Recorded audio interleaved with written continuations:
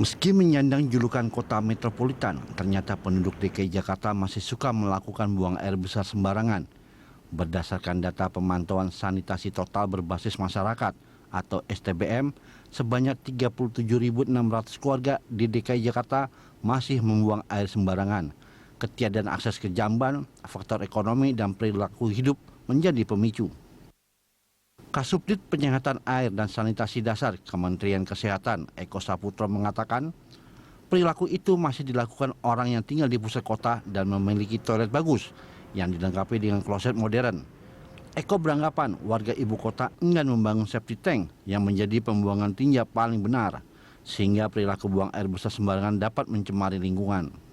Sementara itu, Wakil Gubernur DKI Jakarta Jarod Saiful Hidayat mengatakan faktor jumlah dan kepadatan penduduk menjadi persoalan dasar di DKI Jakarta. Dengan jumlah penduduk 10,1 juta jiwa pada malam hari dan 13,5 juta jiwa pada siang hari. Namun Jarod optimis Pemprov DKI Jakarta dapat menyelesaikan persoalan terkait sanitasi, pemukiman kumuh dan air bersih. Akankah Jakarta bebas dari warga yang buang air besar sembarangan? Bagaimana pemerintah DKI Jakarta mengatasinya?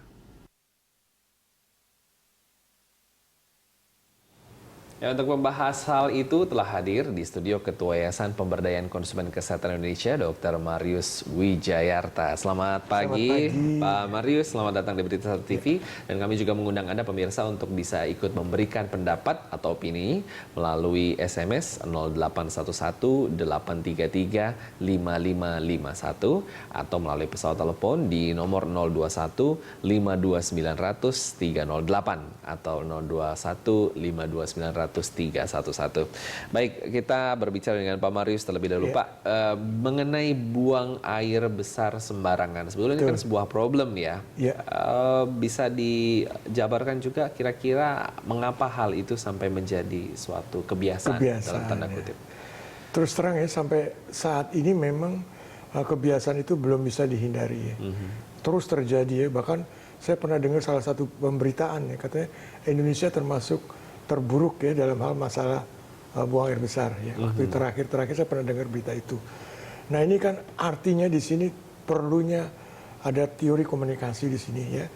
Kita lihat kalau di teori komunikasi kan ada yang disebut orang melihat dulu ya, mendengar ya, habis itu mencoba, baru mengadop, terakhir baru terjadi perubahan perilaku ya. Ini sebetulnya kalau mau dikerjakan pasti bisa ya. Teorinya aja dilaksanakan itu.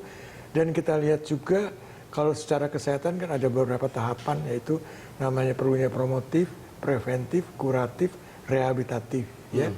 Promotif preventifnya ini saat ini memang tidak segencar dulu ya. Kalau dulu zaman saya masih Inpres ya, dulu namanya Inpres di daerah, itu ada namanya misalkan pembuatan tempat buang air besar ya secara massal ya. Nggak tahu, saya nggak pernah dengar lagi. Dulu dikasih yang cara jongkok ya, itu di daerah-daerah ada program itu. Saya nggak pernah dengar lagi nih ada, apakah sekarang ada namanya jamban-jamban itu diberikan ke daerah. Ya mudah-mudahan ke depan untuk promotif preventif supaya nggak sakit ya, harusnya itu dihidupkan lagi. Itu programnya cukup bagus ya. Tapi tidak lupa juga ya diinformasikan ke masyarakat.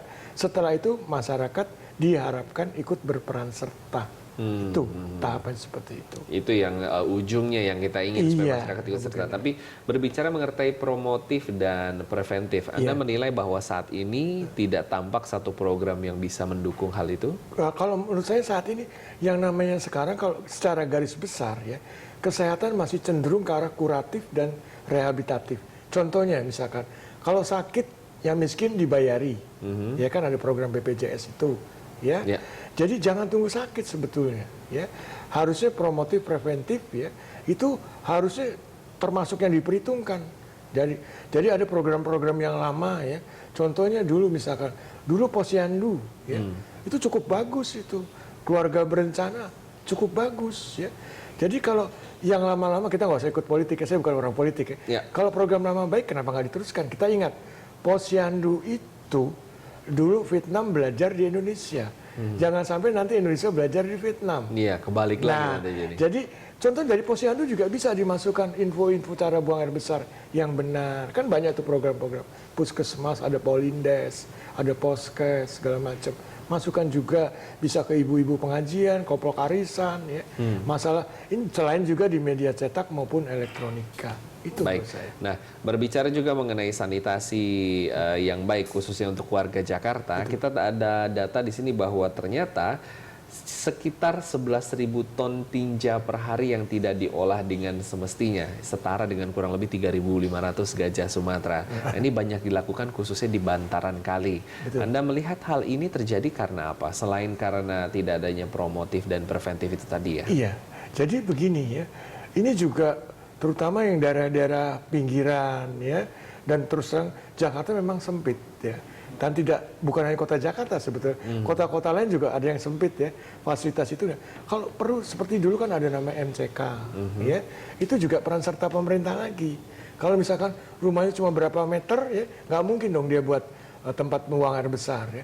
Dan kita juga harus pikirkan juga, karena apa? Pencemaran buang air besar ini bukan hanya dari sungai saja, bisa juga sumber air tanahnya juga bisa tercemar kalau kita membuang air besar ini sembarangan. Oh, nah, ini juga kita pikirkan juga. Jadi pemerintah memang wajib, tapi masyarakat juga harusnya ikut berperan serta juga. Ya. Nah, berbicara mengenai tindakan yang dilakukan buang air besar secara sembarangan ini, kita tahu dampak-dampaknya itu bukan, tadi kan disebutkan ada ke air tanah ya. Iya. Selain itu boleh dijamarkan juga kira-kira resiko-resikonya. Penyakit ya. Penyakit yang paling sering kan kita tahu ini kan banyak kuman ya, contohnya ya adanya E. coli ya, terus ada bakteri-bakteri lain ya. Belum lagi ada namanya kayak nutrien ya, misalkan ada fosfor, nitrogen dan sebagainya. Dan ini kalau saya klarifikasikan ya, contohnya yang paling sering bisa terjadi penyakit diare, kolera, terus tipes, paratipes ya. Terus kalau virus ada virusnya misalkan hepatitis A ya. Belum lagi di samping itu juga ada kemungkinan ada telur cacing. Nah, telur cacing juga bisa membahayakan. Apalagi kalau ini di pinggir sungai ya. Nanti bisa juga ada nempel lalat ya, dia pindah tempat. Nah, ini kan harus dipikirkan karena apa? Orang akan sehat kalau lingkungan juga akan sehat. Itu harus dipikirkan. Boleh dibilang berarti kebersihan dan kesehatan lingkungan dimulai dari sanitasi. Dari sanitasi, dan jangan lupa kalau sanitasi juga dipikirkan juga jarak antara sumber mata air yang akan dikonsumsi oleh masyarakat dengan tempat pembuangan tinja itu. Harus ada jarak itu supaya nggak tercemar. Berarti pembuatan septic tank itu juga dirasa ada aturannya. Dulu waktu saya masih sekolah diajarin kalau nggak salah 3 meter atau 6 meter, saya agak lupa ya. Ada jarak antara sumber mata air dengan tempat septic tank itu. Itu juga harus dipikirkan juga supaya masyarakat mendapatkan air yang bersih dan sehat. Berarti ini merupakan satu permasalahan yang mata rantai cukup panjang. Sebetulnya ya? ini masalah yang cukup pelik ya. Kalau tidak dilaksanakan dengan baik. Jangan mengatakan Indonesia sehat kalau buang air besarnya masih sembarangan. Itu menurut saya. Dulu padahal katanya Republik Rakyat Tiongkok ya, negaranya yang paling susah toiletnya. Sekarang bahkan katanya Indonesia khususnya Jakarta juga mau menyaingi ke arah sana. Harusnya ya tadi promotif preventif digiatkan, masyarakat diharapkan peran serta di sini. Kalau cuma mengharapkan masyarakat pemerintahnya nggak kasih informasi dan segala macam pendidikan segala macam, percuma aja. Apakah Anda melihat ini hanya terjadi di masyarakat kalangan menengah ke bawah atau sama dengan? Tidak ya. Kalau misalkan mungkin rumahnya orang kaya ya, tapi misalkan sumber mata airnya itu dekat dengan septic tank kan sama aja, tercemar juga.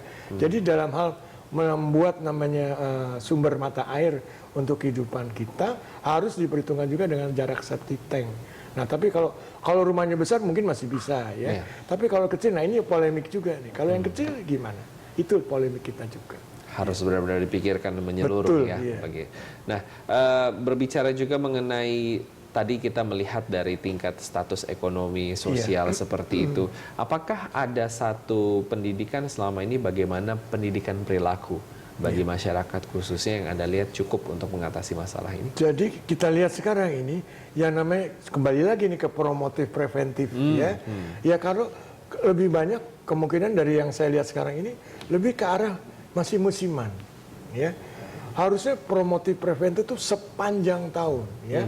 Kalau saya lihat yang sekarang udah sepanjang tahun baru cuci tangan ya. Cuci tangan setiap sehari kita kan lihat tuh. Biasakan cuci tangan segala macam ya. Kalau ini juga termasuk buang air besar ini juga harusnya tiap hari setiap saat bisa melalui media cetak, elektronika, bisa juga grup-grup kelompok, ya. Itu harus terus, jangan nunggu misalkan ada wabah kolera, baru rame-rame hepatitis A, baru rame. Dan kalau memang nggak ada itu, terus supaya terjadi, kayak kita tahu tadi saya katakan, orang melihat dulu, mendengar, habis itu mencoba, mengadop, baru terjadi perubahan perilaku. Kalau itu dilaksanakan, saya rasa masalahnya akan lebih kecil dibandingkan sekarang. Nanti kita akan bicarakan lebih lanjut di segmen berikutnya. Tetap bersama kami pemirsa, Dialog Curhat Pagi akan segera kembali.